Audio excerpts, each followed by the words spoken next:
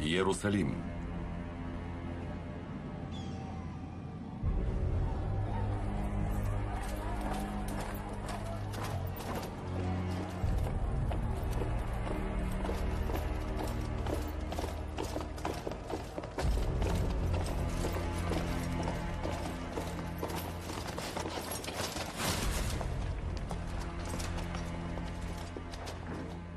Моите почитания. Добре дошли в Юдея. Надявам се престоят ви да бъде успешен и мирен. Ще се погрижа да бъде такъв. От Цезар. Безредиците не се приемат.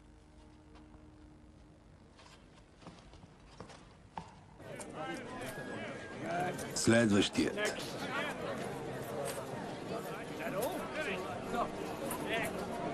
Всички данъци се плащат наведнъж.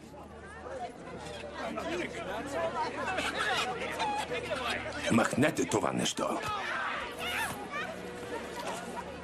Всички сме юдеи, а народът ни работи за Рим. Повдига ми се. Събират пари. Да продължаваме.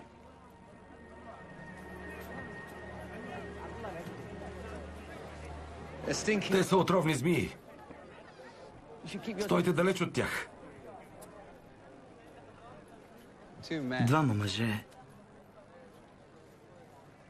отишли в храма да се помолят. Единият бил фарисей, а другият събирал данъци. Фарисеят се помолил: Господи, благодаря ти, че не съм като другите хора. Крадци, прелюбодейци или като този събирач на данъци. А събирачът на данъци дори не погледнал към небето. Той казал: Господи, смили се над мен. Аз съм грешник.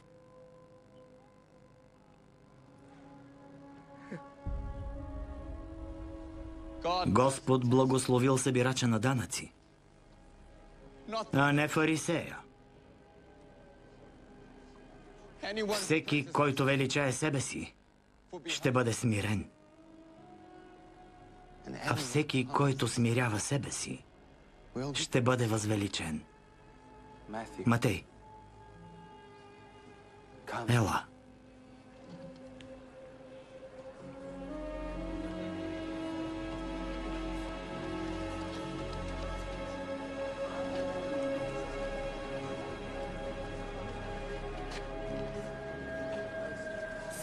Виждате ли? Кара дори грешниците да го следват. Какви ли са греховете на другите му последователи?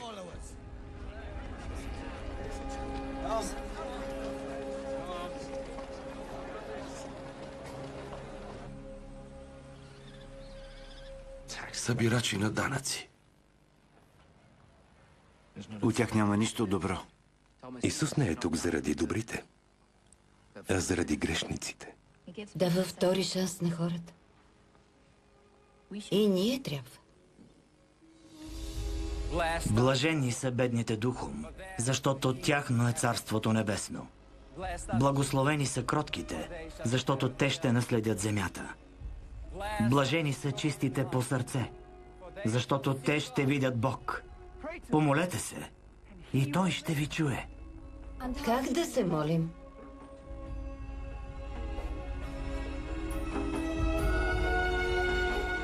Така. Отче наш, който си на небесата, да се свети Твоето име, да бъде Твоето царство, да бъде Твоята воля, както на небето, така и на земята. Насъщния ни хляб дай ни днес и прости нам дълговете ни, както ние прощаваме на длъжниците си.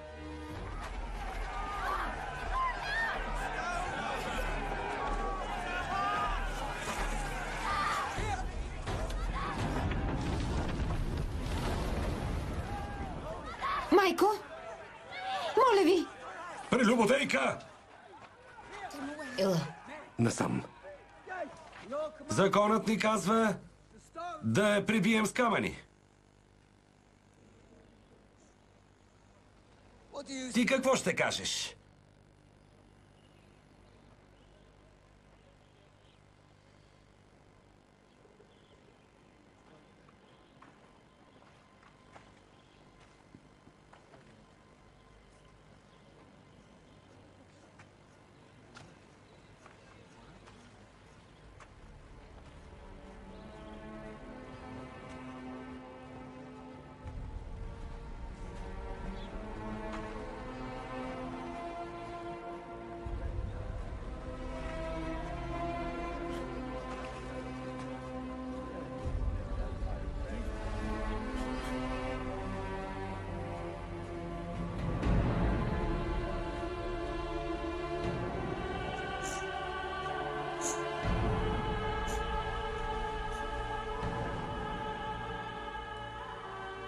Ще дам камъка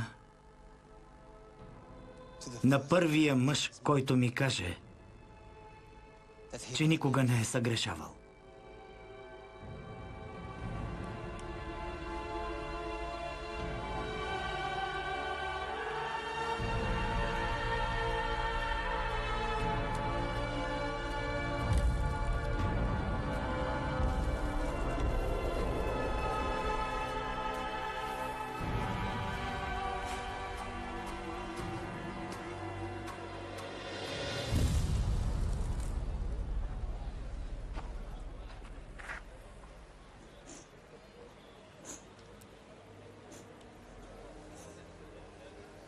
Върви и повече не съгрешавай.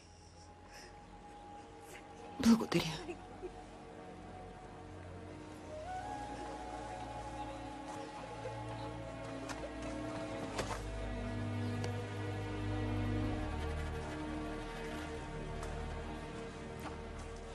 Това не може да продължава. Той се подиграва на законите ни. Обижда традициите на бащите ни. Всичко, за което се борихме. Вярата ни. Общността ни. Всичко, което Бог ни е дал. Чували сте го? Не прелюбодействай. Защо не дойдеш с нас? Всеки, който погледне друга жена, Добре дошъл си. вече е извършил прелюбодеяние. Защо си с него? Той ни води към нещо по-добро. Отворете си очите. Той е опасен мъж. Свещеният храм Йерусалим.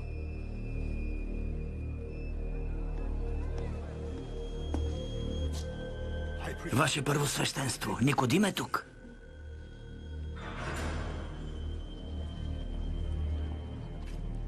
Каяфа, Никодим, чух за един млад пророк, Исус от Назарет. Има последователи в Галилея и се говори, че идва към Йерусалим. Галилея. Правил чудеса. Всички правят. Никодим, не се тревожи. Нищо важно не е дошло от Галилея.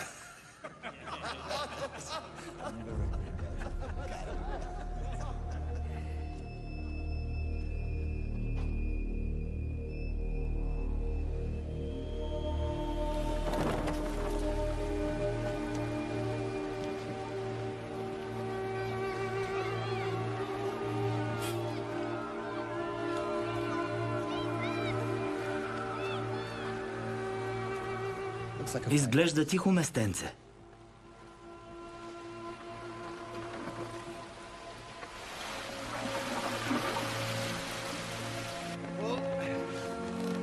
Това е. Завържете я. Ще ти помогна.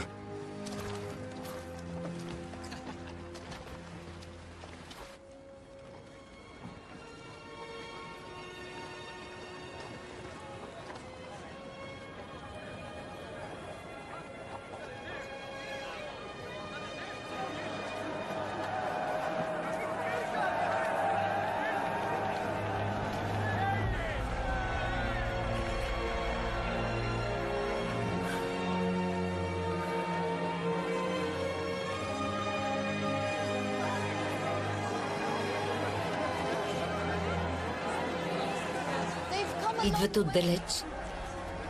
Гладни са. Дайте им храна. Как?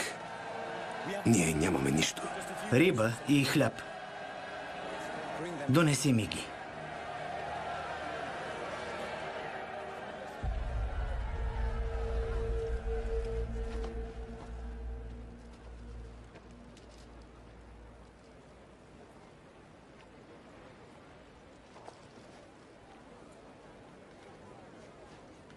Благодаря ти, отче, за това, което ни носиш.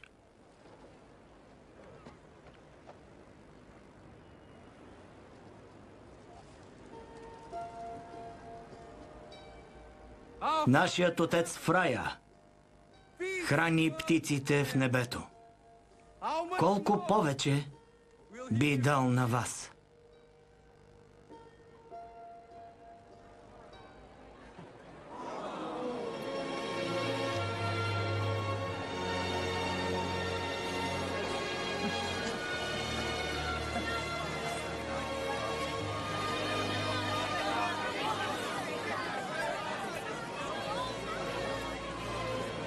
Не се тревожете за ежедневни нужди.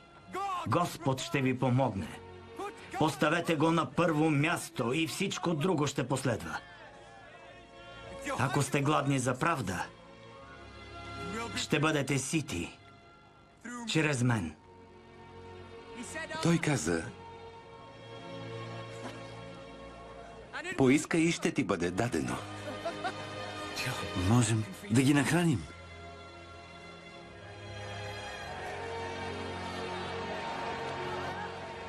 От Бог. От Бог е. Месия! Месия!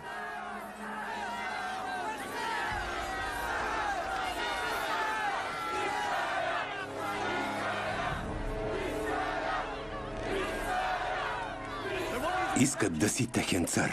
Цар на юдеите. Ще ни водиш като армия. Можем да победим римляните. Не, това не е начинът. Не и със сила.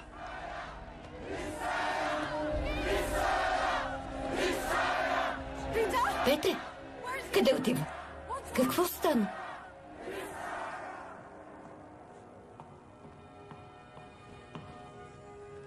Пет хиляди са отишли да го видят. 5000 крещят: Месия.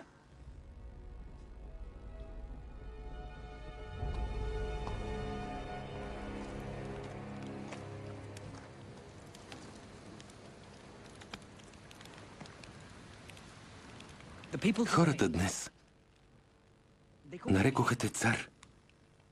Мислят, че си Месия. Но ти ще им обърнеш гръб.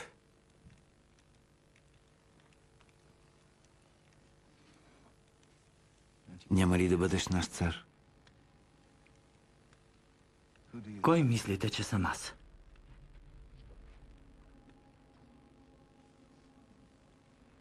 Син Божий.